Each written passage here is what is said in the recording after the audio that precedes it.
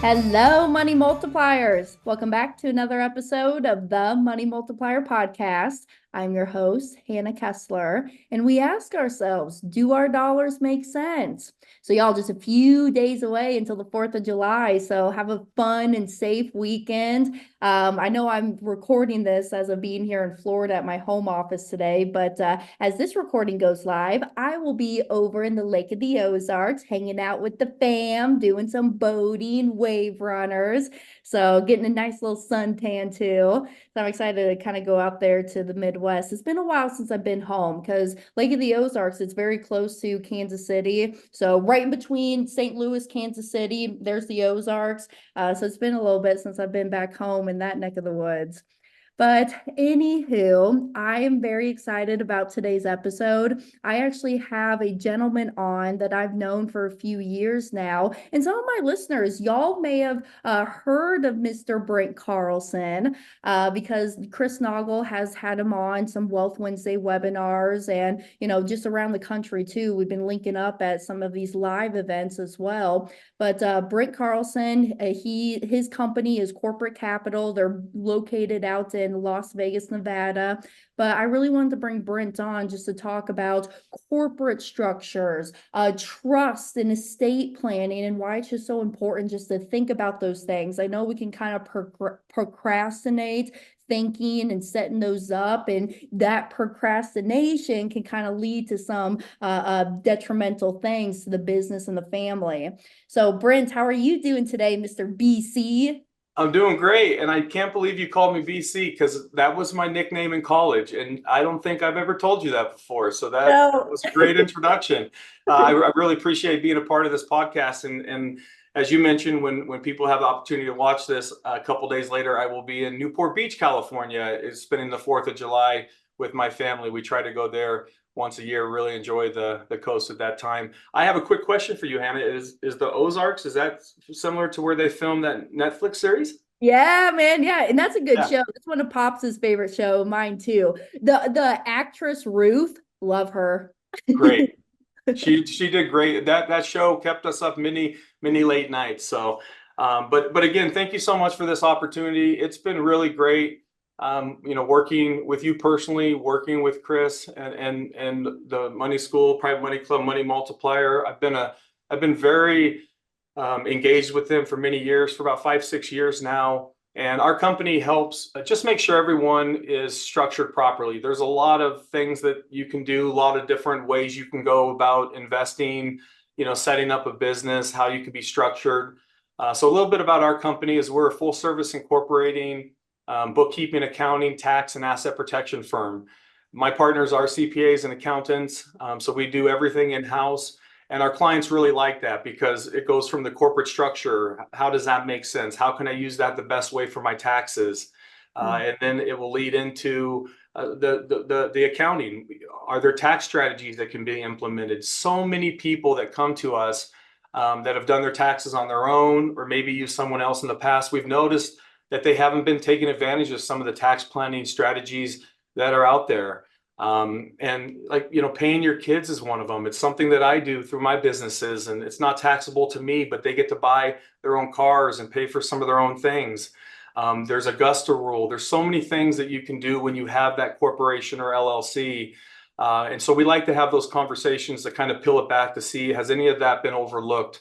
So one thing that we do, and one thing that I've committed to Hannah and her team, is to review your previous tax return, and we'll do that at no charge. So if you ever had that question in the back of your mind, has it been done correctly?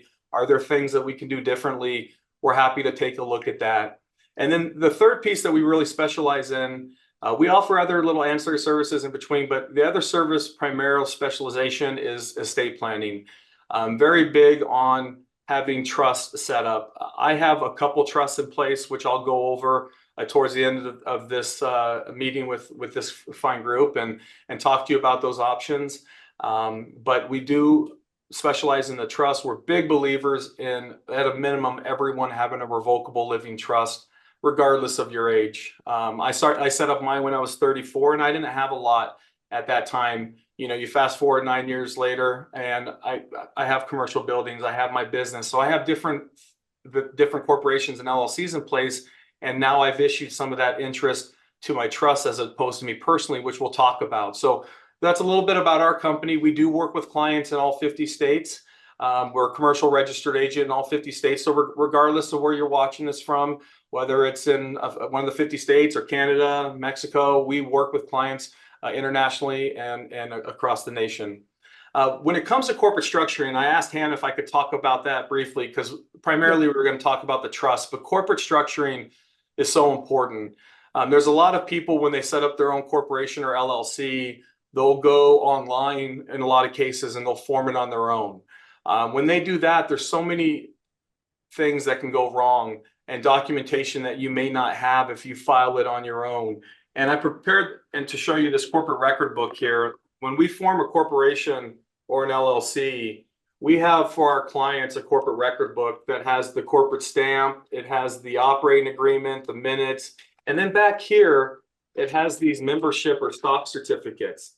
These stock certificates are really important for how you want to issue. Like in my business, I have a couple partners. So our stock certificates in our corporation are issued to either the individual or to the trust. So a lot of people, when they have filed it online, they don't have the operating agreement or the membership certificates and some of that supporting documentation.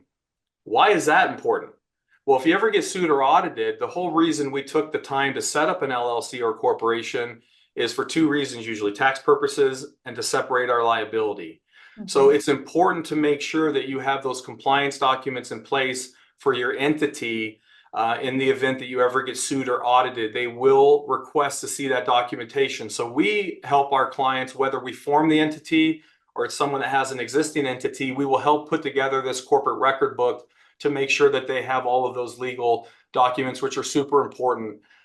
In 20 years in this industry and 11 years of owning my own firm, I've seen clients lose it all. And I've seen clients where their corporate veil has protected them and they basically look like they own nothing on paper, which is our ultimate objective here at Corporate Capital. Yeah. Now, when you incorporate, and feel free to, if you have any questions, Hannah, feel free. But when you incorporate, you have any state as an option to incorporate. A lot of people don't know that. So a lot of people, when they incorporate, they will go to their local Secretary of State's website. They may even go to a local accountant or attorney to form that company. Now, a lot of times they don't provide the education on what other states can provide you. For example, we primarily set up our clients in Nevada and Wyoming. And the reason we do that is because there's no state or corporate tax or franchise tax there in those two states anyway. So there's no additional tax filing. So once the company is set up and structured properly, all you have to do is renew it for a few $100s each year because there's no state tax in those states. However, if your corporation or LLC ever gets sued, those statutes in those states do not allow your corporate veil to be penetrated. So a lot of our clients will set up a LLC here in Nevada or Wyoming and will foreign file it and register it to do business in California.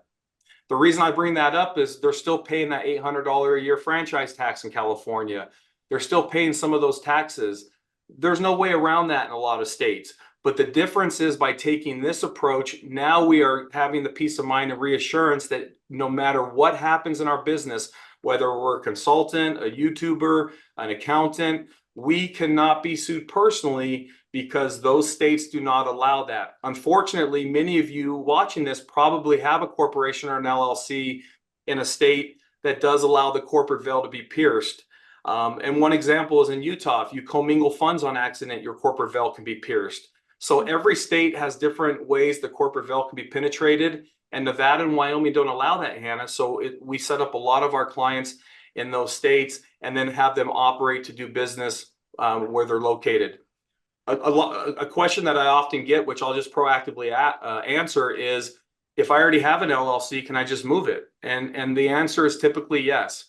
Most states will allow a conversion from the state that you're in to a state like Wyoming or Nevada. There are only a few states that will not allow you to do this conversion. It's called a conversion. If they don't allow a conversion and you're looking for that asset protection and interested in what I'm saying, we can shut down the entity that you have currently in your state and reset it up in Wyoming and then re-register you there. But that's typically the approach we will take. Lastly, the thing I'll mention about corporations and LLCs is a lot of my clients, because it's getting more and more litigious out there, they're starting to set up holding companies. So I have several clients. I just set up a couple series LLCs yesterday, one in Illinois and one in Virginia, actually Tennessee, sorry. And those series LLCs, those membership certificates are actually owned by a Wyoming holding company.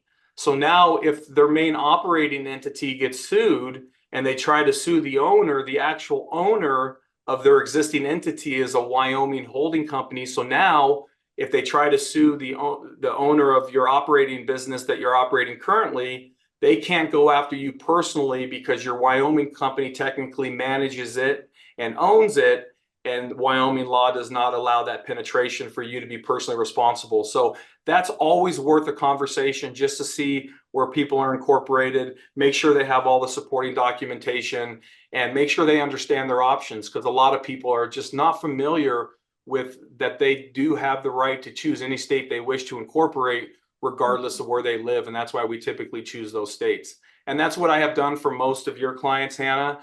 That's what I have done for 99% of the ones that have come from Chris Noggle. We have formed them primarily in those two states, unless they have a special license like a CPA or an attorney or a doctor, then we must incorporate them in their home state. But those are some of those advantages that we're really big on. And again, because there's no tax there, you're not paying any additional taxes to that state. You're just simply giving you that peace of mind of knowing you literally have a brick wall. Here's your personal life, here's your business life, and they can't go through that wall. And that's the power of those states. So.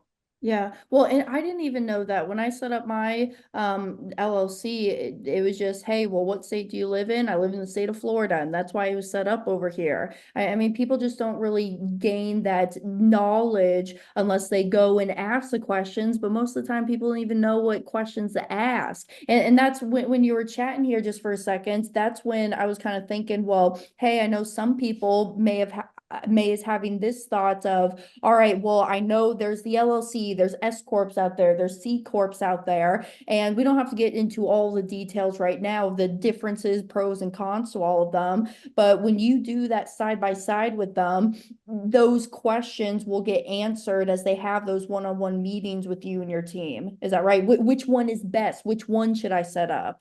That is correct. And what we find ourselves doing a lot, even myself, is I primarily set up LLCs because they're a lot simpler to run. You don't have to do the shareholder meeting minutes and the director meeting minutes and the resolutions and amendments like you do with a corporation.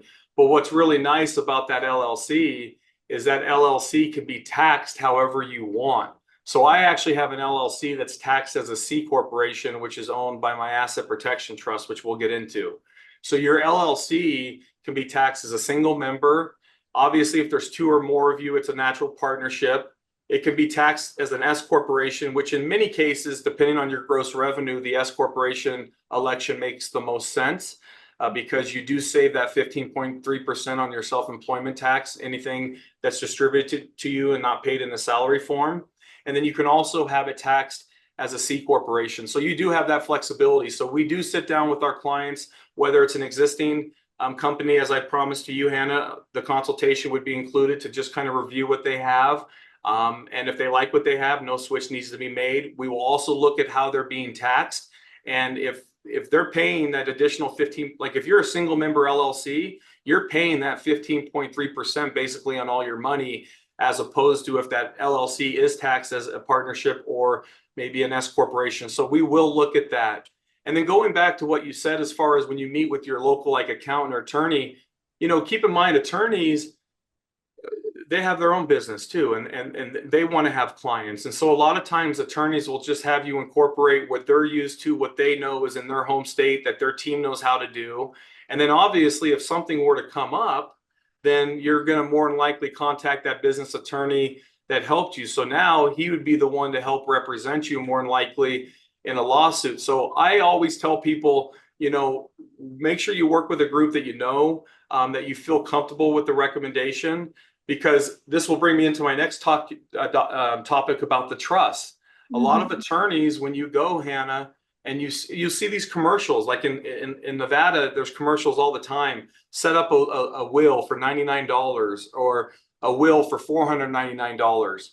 The problem with a will is a will still go through probate court. And a lot of people don't know that. Most people think if I have a will, I have listed me and my wife as the beneficiaries, or just myself, and then my children and grandchildren. That will still go through probate court. So now you have to go hire a probate attorney. You have to get on the docket, which a lot of times that can take between 12 to 18 months of being tied up in probate court. So your will can't be a standalone entity. Your living will must be inside of a revocable living trust in order to avoid probate. And I get really passionate about this. I'm 43, but I have 4 boys.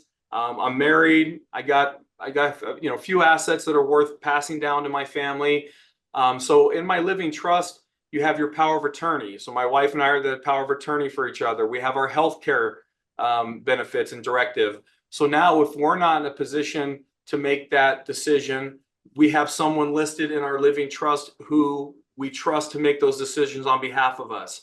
And then the last part of that living trust is the last testament and will and pour-over will. So that's where the assets would get distributed to your beneficiaries. And without that revocable living trust, you are staring probate right in the face. Quick example.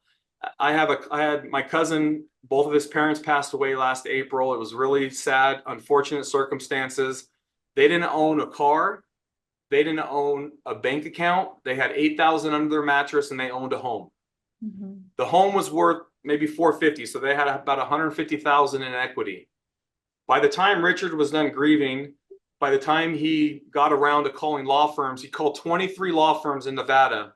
The cheapest probate attorney he could find was $10,000, which he didn't have. So he's trying to scrape it up, borrow it. By the time he hired this probate attorney, they foreclosed on the home, sold it. So he lost out on $150,000 in equity. And this is someone living paycheck to paycheck at this point. And that could have done a lot for him right now, and also for his future investments and different things that you guys do.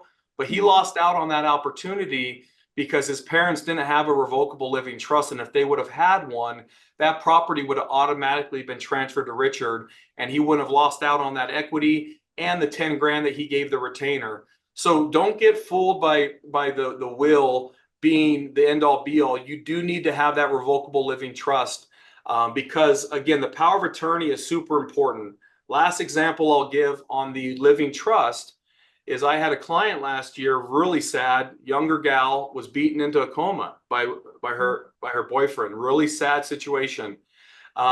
She is still in a coma. So she had this document done that I'll just say the girl's name started with a V. So she had power of attorney. She was able to make these healthcare decisions. So she actually kept her on life support because that's what her wishes were. She's actually helped renew her companies with my firm each year. She's helping with like the taxes because she has the power of attorney. So that living trust, I don't care if you're 29, if you're 79, everyone should have a revocable living trust because it does not have to be updated or fixed in 20 years from now. Once you have a living trust in place, it's good for the rest of your life. All you have to do, and this is where our firm or any firm comes into play, is make sure that you transfer the property or assets in there appropriately. For example, in our living trust, we include the deed for the personal residence. We recommend putting the personal residence into a revocable living trust. And then maybe a couple other assets. But the problem with a revocable living trust, Hannah, is there's absolutely no asset protection inside of it. So whatever is inside of a revocable living trust, as if it was still in Brent Carlson or Hannah Kessler's name. So now, if we do get sued, we can actually lose the assets that are inside of that revocable living trust. So what we typically do at Corporate Capital, and what I have done with literally hundreds of your guys' clients that have been referred over the last 6 years, is we set up an irrevocable asset protection trust. This asset protection trust is a very, very unique trust. Most people are afraid of the word irrevocable because they feel like they can't make changes. And once they put assets in there, it's like a black hole. They can't touch it anymore. That is not the case with a Nevada Domestic Asset Protection Trust. There's only a few states that allow this trust, but it's an irrevocable trust with revocable privileges. It's one of the most bizarre things you've seen. I have one that owns all the interest of my holding company. So anything that is inside of this asset protection trust is protected after a 2-year period. So I've had people that have done policies in the trust. I've had them do them in LLCs. I've had people put guns, cash, land. I have land in my irrevocable asset protection trust. So everything that is inside of this trust is protected, but it takes 2 full years. The reason why it takes 2 years is they can't allow some horrific accident that took place, let's say last week, and all of a sudden you guys are scrambling around to transfer your assets.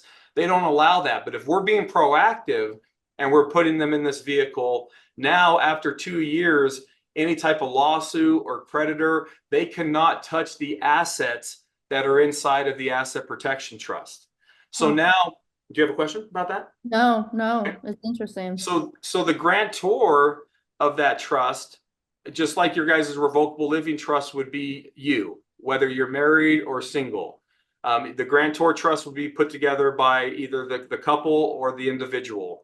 And then the beneficiary of the asset protection trust is the revocable living trust.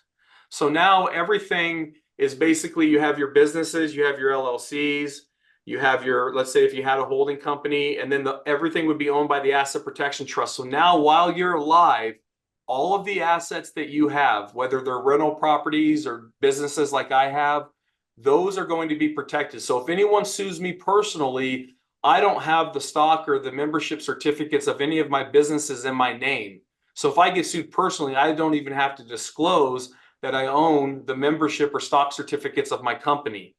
Those are actually owned by the irrevocable asset protection trust. So the only 2 things you can't change on that trust, Hannah, are the grantor, which you want it anyway, because that's who's putting it together. And on an irrevocable trust, you also cannot change the beneficiary. So the beneficiary of the asset protection trust is the revocable living trust, because your revocable living trust, you can make changes to at any time. For example, I don't have any grandchildren yet. So as I have grandchildren, I'm going to add them to my revocable living trust because my 4 boys are already listed on there. So now I can make changes to that revocable trust as many times as I want. But keep in mind now, my whole business portfolio, my asset protection trust that's protecting everything that I have, is now going to flow to that living trust upon the passing of both the grantors and the beneficiary, because the husband and wife or partners or whatever would be the owner of that trust. And then once both deceased, then those assets would go in the living trust. But now, between now and let's say 30, 40 years from now, all of that interest and all of those businesses are going to be protected. And that is why, we have been so successful with this group, is a lot of people are either starting their portfolio, or they have a nice portfolio, or they want to have that piece in place. So now as they start to add to their portfolio, they have a vehicle to put it in, whether it's directly inside of that revocable living trust, or if it's inside the asset protection trust. But I try to put as much as I can inside of the asset protection trust because it's truly protected after 2 years. One other thing I'd like to add to that, for those of you who may have, parents, or maybe you may be of age where you're starting getting concerned about your health. One thing that's really nice about the asset protection trust, Medicaid, Medicare can only go back 5 years in most states to look when the asset was transferred. So what people do is they keep their asset or their personal residence inside of their revocable living trust, so they can still get the interest and some of those write-offs for their taxes. But then once that home is paid off, and as they start getting older, I will be doing the same thing. My personal residence will get transferred into my asset protection trust. So now I want to do that as soon as it's paid off, because I have nothing to lose. Now, if something does happen to me and I have to go in a home where the state takes care of me, I don't want them wiping out my cash and my assets. I want to leave those to my kids. So I would actually at that point in time transfer my personal residence even into that trust and try to have it in there for at least 5 years to avoid the unforeseen. And I've had plenty of clients where they have parents that the state of California are coming out for them for hundreds of thousands of dollars. This vehicle, this asset protection trust, can even protect you from things like that. So they're very, very powerful, and they literally protect any business interest or any investment or rental property that you have. And then everything else would go in your revocable living trust.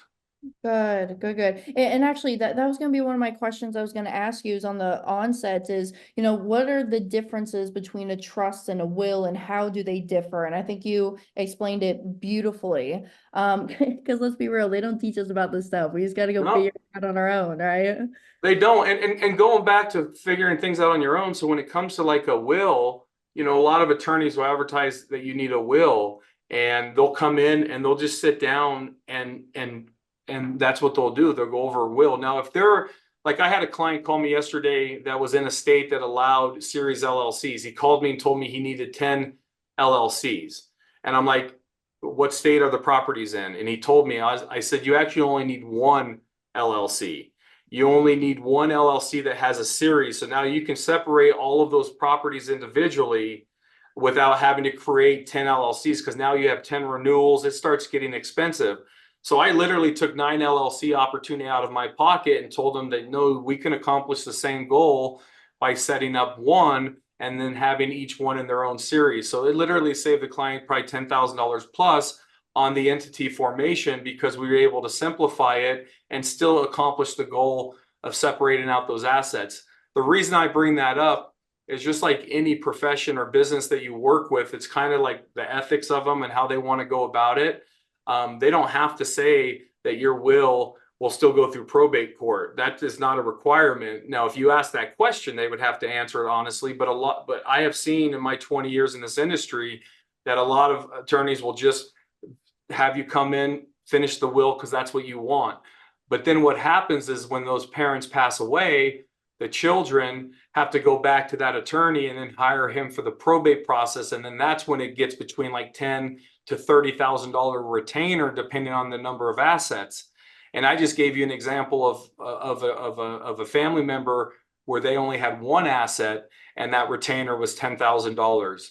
The reason why Hannah probably wants you guys to think about this stuff is to, obviously make sure you're protected and as you advance your portfolio. But all of these types of things, just like everything else in life, continue to go up. For example, when I first started in 2004, I were selling living trusts. The living trusts were roughly going between $500 and $750 a piece.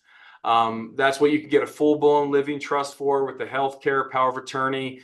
Now in most states, those are anywhere between $4,000 and $6,000. We actually charge less than that, even for Money Multiplier, PMC, the Money School. We actually give a pretty hefty discount on those fees. But what my point is, even bringing up those fees, is it is a lot cheaper. It is cheaper for you to set up an asset protection trust and a living trust than it is for you to go through what my cousin went through of having a $10,000 retainer. It literally is much cheaper than that. With that example. So those of you out there that have multiple properties, multiple businesses, bank accounts, you would be staring that in the face. Or if you had that revocable living trust, then all of this would be avoided and your beneficiaries would automatically receive your assets. The only thing I want to caution you about for those of you who already have a revocable living trust is you still have to transfer the assets into it. So a lot of people have trusts and they don't have their assets in it, and then they still go through probate court, and that is devastating for me and for families. So if you have a living trust, the deed of your property would have needed to be deeded and recorded with the county recorder's office, where it went from Brent Carlson to the Carlson Family Trust. You want your bank account at Chase Bank or whatever to either be directly in your living trust, or you want to have the death beneficiary be the living trust. But if it has title, like vehicles, if you have antiques, you want to register those vehicles in the name of your living trust next time you go to register at the DMV. So now all of those assets that you have with title, whether it's a business or whether it's a vehicle, a home, or any of those items, you need to make sure that they are properly inside of the trust, because if they're not, there is no way around it. They will still go through probate court.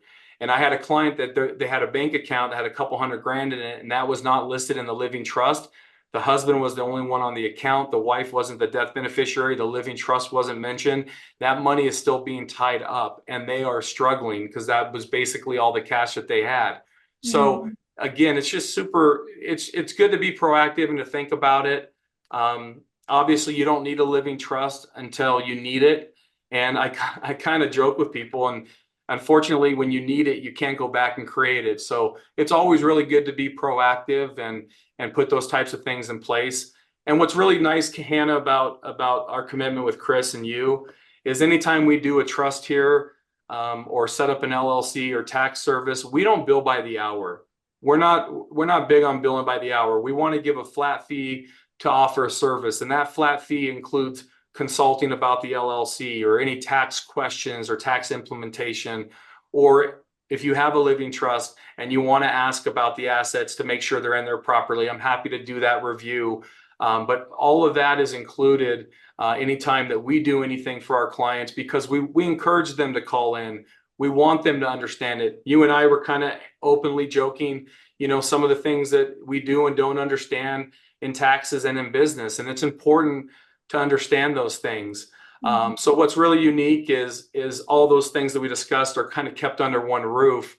And so we're able to work with the attorneys and able to work with the CPA to not only make sure that you're structured properly, but your assets are protected. And that's why I work 14, 15 hours a day, is to make sure my kids have a better life than I had. And my parents did pretty well, but I want to continue to grow that legacy. And that asset protection trust will just ensure that you have protection and no one can take any of your business interests or assets in the future. And that's why that one is super important. Yeah. Well, and just the importance too of always looking over it and updating it. I mean, that's a big thing that folks just even like over here in the life insurance world and teaching the infinite banking concept is, people will go through divorce and families will change, the dynamics will change, so, and people just need to look at updating beneficiaries. Hey, what all is in here in my will? Do I need to update and make changes to these certain things? And so that's why I just think it's very important. And I enjoy the culture that y'all have, because I mean, hey y'all, and I'm not just having Brent on for a big, for him to just share what he does in sales, right? But I just want y'all to know what I'm doing in my own life, and I'm bringing that knowledge to the forefront to just share, hey, what's really been helping me and what I'm actively implementing. But Brent, I do really enjoy the culture that y'all have there, because one of my biggest gripe why I fired my past tax guys is because they just weren't even getting back to me. I shouldn't be having to sit here waiting 3 weeks just to get an email or a text message returned, right? And so that I just find that valuable. So talk to me about this just a little bit too when it comes to the estate planning. I mean, how does estate planning really contribute to the overall financial security and the peace of mind? Yeah. So the estate planning, as far as the peace of mind, as far as the asset protection, with the asset protection, it's a Nevada domestic asset protection trust. And I encourage, all of you to look that up and do a little research on it. But that trust is literally the most powerful trust that you can set up in place to have assets in. So let's say, for example, you have a bunch of properties or you have LLCs that have assets in there and it's owned by the trust. If you were to happen to be sued personally, they would not be able to touch any of the assets that are inside of your estate. The only one that they could potentially touch would be your personal residence, because that's in your revocable living trust. Which brings me to my next suggestion.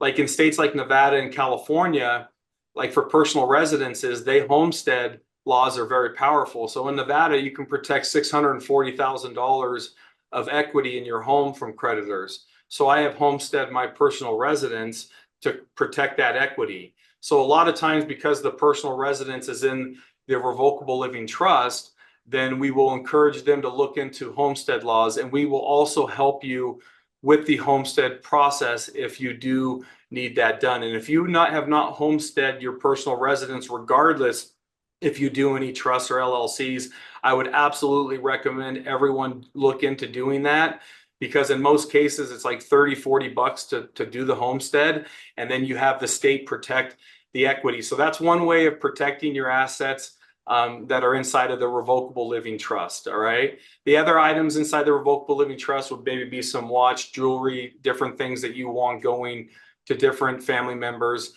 maybe grandkids. My grandpa left me a fishing hat that had a couple buttons, kiss my bass, tickle my trout. It was kind of funny, but as a kid, I always loved it. It was my bonding time with grandpa. So he specifically left that to me in his living trust.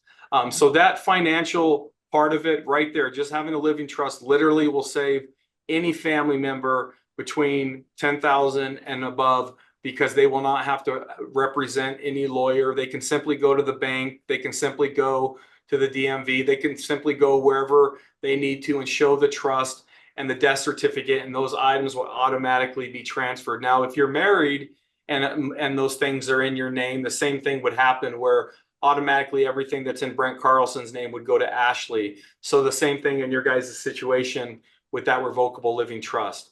And then as far as the asset protection trust, any business interest that you guys have, those certificates or ownership are issued in your name. So if your business were to get sued right now, they could sue you personally.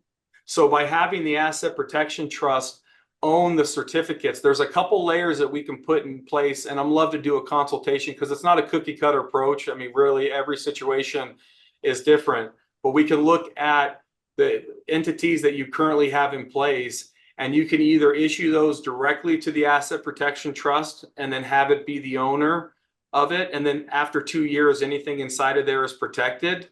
Or what a lot of our clients will do is they will set up a Wyoming holding company that will manage all of the other LLCs that they have in place. So let's say we have a client in Florida that has 4 rental properties and 4 separate LLCs. Well, if that LLC gets sued, they can't go after those other 3 properties. You have the separation. Yep. The Florida law allows the corporate owner to be sued if they can pierce the corporate veil. So that's when we like to have the conversation of having a Wyoming holding company. Just simply do that. Just be a holding company that holds the interest or the stock certificates of your corporation. Yep. And then the holding company, now, if that gets sued, Wyoming law does not allow the individuals to be sued personally. So they wouldn't even be able to sue the individuals. But I still would like those certificates of the holding company or any operating entity inside of the asset protection trust. So now if the business is sued, they can't sue the owner. If they do, it's a trust that they can't penetrate, right? And then any asset that's in there after the 2 years is protected, like literally bulletproof from any type of litigation or creditors. And that's all you need in place. And then once you do that living trust, you know, you can have it set up to where you have like a dynasty type trust ending, or like a family, bank, if you want to keep it going. So we help our clients with those types of conversations as well. Like we have clients that want to continue to grow the wealth and only want half of them, half of it dispersed, and the other half will stay in the trust and continue to grow its portfolio and distribute so much to the kids and grandkids. So we have those conversations to see, is this a living trust that when you pass, you just want to make sure your spouse and kids are taken care of, or is this something that you want to live on forever? And those are the type of conversations we'll have with our clients, because everyone is different and we've done them both ways. No, and I agree. And really, with my main message is just that this is not just for the wealthy. Just how you explained with your family member having the $8,000 underneath the mattress, but then they lost out over 150,000 of equity inside of their house. It's not just for the wealthy. It's just so important. And yes, it's going to take time. It's going to take money right now, but I would rather pay my dues now, because then in the long run, it's just going to be more beneficial for me anyways. It's kind of funny how that ties into the infinite banking concept of, hey, why we're starting now, because in the long haul, I know where I'm going to be at. And two, that customizable aspect of it, that there's no just one silver bullet out there. Everybody's different. Yeah. And I guess Brent, too, because there are a lot of people who, you know, they have the basic knowledge. Maybe they've gone out, they've set up trust or done a little bit of dabbling with the estate planning. I guess what are some of the biggest, or I should maybe say the common challenges that people face when they're setting up trust and estate plannings, or maybe mistakes that people are doing? Yeah, so, you know, with a revocable living trust or any type of trust, it's super. One of the first questions a judge will ask is if an attorney, drafted it, and even though it could have the same language, it's amazing sometimes how you can be treated, as opposed to if you drafted your will, as opposed to if you had an attorney drafted. So I always recommend, having it done by an attorney. What's really nice, as I mentioned, is you can always make those changes to it. So as you need to make those changes, if you need to transfer the assets in, we'll just make sure that that is all done properly, and that is all part of our original setup service. So once, like 2 years from now, let's say you have other kids or grandkids, you're able to call and make those changes, and then we'll just assure that you do it correctly and that those amendments are done appropriately. I have clients that disinherit kids. I have a 91-year-old client in Arizona. He's kind of funny. He constantly changes his trust because his kids stole from him. So his 4 kids are literally getting nothing. 7 of the 10 grandkids are getting nothing, and 3 grandkids are literally getting the entire 20+ million estate. So the family is going to be surprised when they reveal that, but it was his wishes. So his wishes obviously must be followed. And then as far as the asset protection trust, sometimes the question we'll get is, well, if it's in an irrevocable trust, can I transfer the assets in and out? What's the biggest challenge? The only challenge is with our attorney, he will be a co-trustee. So he'll be a distribution trustee for this trust. Now, I do not recommend you setting up an irrevocable trust where you live unless you're in like Wyoming or Delaware, because those states, when you do set up an irrevocable trust, it's like a black hole. Like I have a client in Colorado. She has a condo that's worth $450,000. It's in a Colorado irrevocable trust. She couldn't get a HELOC, and every bank was chomping at the bit. And then once they found out it was in a Colorado irrevocable trust, she couldn't transfer it out. So what's really super cool about the domestic asset protection trust is the attorney will make sure that your companies are transferred in their property or properly, your property's in there correctly. And then he's the distribution trustee. So I'll proactively bring this up because it's not a big deal, but you just put a request as the grantor to the distribution trustee, to our attorney, that says, I would like to transfer this asset out, or I'd like to transfer the stock of this business out. And then he will give you like an assignment of interest or give you the thumbs up. Now, he has never denied a transfer, but sometimes people will ask about that and have a little concern. But the reason why it's important for our attorney to be the distribution trustee is, just like you said, just to make sure that it's always done correctly and that those assets are always being protected and that they're only being transferred out for the appropriate reasons. Because if you come to us and say, hey, I need to sell this property, the judge told me I have to, sell this property because I lost a lawsuit, I owe $500,000, he's going to say no. As a distribution trustee, I'm going to protect that asset, and that asset is going to stay in the trust. But if you come to him and say, I want to sell this property and buy a new one in Texas or any other reason, he's obviously going to say yes. We've never denied a request for an asset to be distributed, but you want to have that type of step in place because it gives you that separation where you're requesting things, but you're still the grantor and still the beneficiary. So it still benefits you 100%, but it is being set up correctly, and everything year in and year out is being transferred out properly. And one thing that's really important, Hannah, is it doesn't change the tax situation. Sometimes people will get really concerned about the type of trust that we do and then the taxes, but it does have the flexibility to flow back to the individual or to the business in the form of a K-1. So we actually don't even have to pay the taxes within the trust, because sometimes taxes for a trust can be a little bit higher than an individual. But again, what's really nice is we have some clients that don't care. They just want to file everything in the trust. And then we have others that want everything to flow back to them personally. But again, that flexibility of being able to protect the assets while still doing what's best for you tax-wise is exactly why this domestic asset protection trust has been around for so long and is so popular for many states. Yeah, yeah. Well, no, and I appreciate you. So I know that we're kind of coming up here to the top of our time. And I know you're very busy, so I do appreciate your time that Oh, you of are course. here and sharing the knowledge with the listeners. And down below, y'all, so I'm gonna be putting contact numbers for Brent and then his team, Taylor.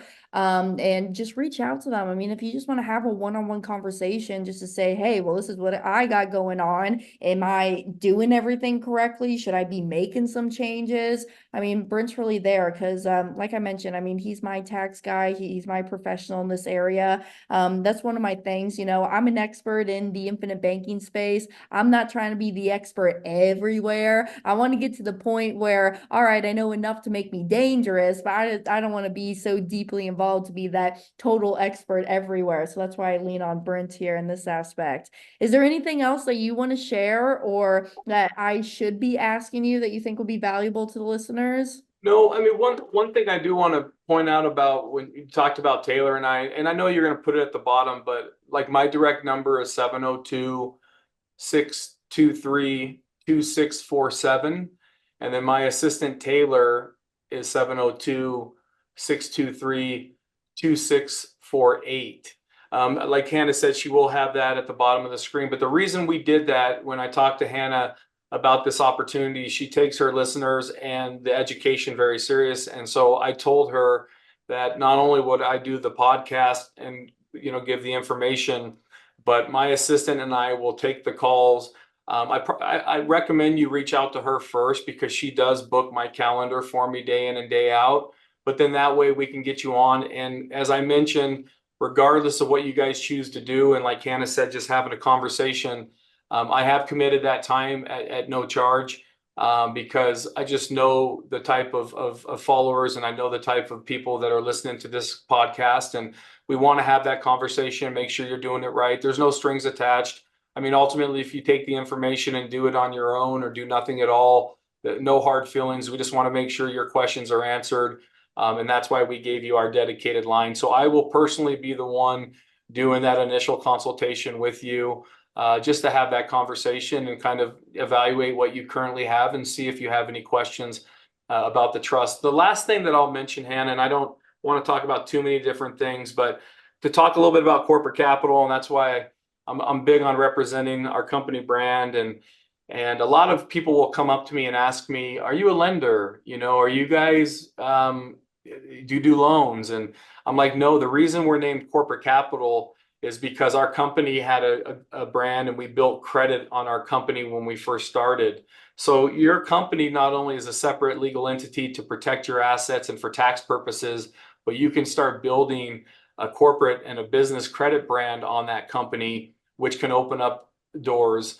And so again, don't want to spend too much time on that. But I did, when I started my business, I got a $40,000 loan from a company in New York with no personal guarantee. I did it all in the name of my business, and I was able to turn that into a nice chunk of change the first year, pay off that loan within a couple months with no early prepayment penalty. And I was able to do it all in the name of corporate capital. My wife and I, or partners, did not have to personally guarantee it. So there's a lot of value in just the brand of the business. Now, with that said, I don't want people to think they can set up an LLC and get a $250,000 loan, because that would be a bad relationship, starting out at. But if you have an existing business that has, a track record and financials and tax returns, then that business in a lot of cases could provide you some additional income or income possibilities to do more with Hannah and other groups. So that would be the only other thing that I thought would be worth mentioning in case they do have existing entities and that's ever crossed their mind. And the reason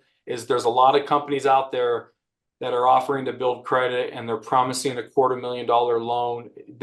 I don't know how they can do that, because they don't know your personal credit score.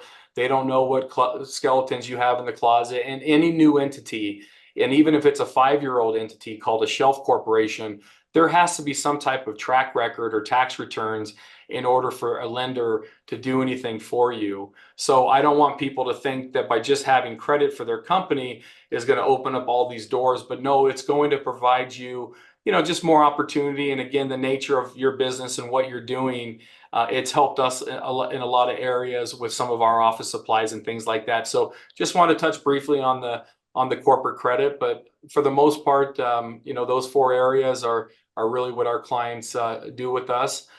We are, like Hannah said, we really love the accounting and tax client relationship because we're very proactive on tax planning and identifying any strategies that can be implemented. And again, you would be surprised if you took 5 minutes and we reviewed the tax return, especially if you have entities in place. And if you're not doing those 2 things, I can almost assure that you would qualify for it. So that would be a good conversation to have, just to see if we're giving the IRS an additional, it's on average an additional $10,000 to $14,000 that they can save by implementing just the Augusta rule. So we like to look at all that, and we all work together. The attorneys, the CPA, myself, we all work together because we're all on the same team, which is unique. A lot of people have different pieces in other places. So They do. No, they do. Actually, I do got folks, they will take out some of that corporate capital and corporate capital, but those loans though, and flow it through the policy. So I do yeah. got folks will do it and then float themselves. It'll float them to their next project or finance, like as you said, for some of the equipments that they need just to scale up within their business, which I think is perfect. Last thing I just want to leave my listeners with is that the reason that I'm doing this, because as you all know, I'm 24 years old. I'm not married. I don't have children. I got my kitty cats and they are my entire life. But the reason of why it's so important to me is especially on mom and dad. I want to keep the harmony when it comes to my brothers when that day does come, that I'm not going to create some turmoil within the family. We have everything already lined out. And then, just protecting what I have, God forbid if I do ever find myself into lawsuits. I mean, I think I mentioned this not too long ago, I think like on a past episode, but just here in America, the amount of lawsuits that go on every single year, I just don't want to fall victim to not preparing myself in the event that that unforeseen circumstance happens. Because honestly, it always gets to the point where people are like, well, hey, I didn't think that this would ever happen to me, but here I am. So just protect yourself, just gain the knowledge, and then you know who to go to if this is something that you want to explore. So Brent, I appreciate your time today, and Thank you. I'm excited for this to go out. So thank you for being here. And for my listeners, every Tuesday, I'm here with a new episode. So subscribe to the YouTube channel, the podcast show, rate us 5 stars, leave a comment down below. And you can always reach me at podcast@themoneymultiplier.com. So just send me an email, podcast@themoneymultiplier.com. And for my folks who are coming to Nashville, Tennessee, baby, in October 10, 11, 12. I'm very excited to see y'all. I mean, honestly, tickets are sold out at this point, but just reach out. We still do have some floating around. So until next week, I'll catch everybody then. Bye, y'all. Bye. Thank you so much.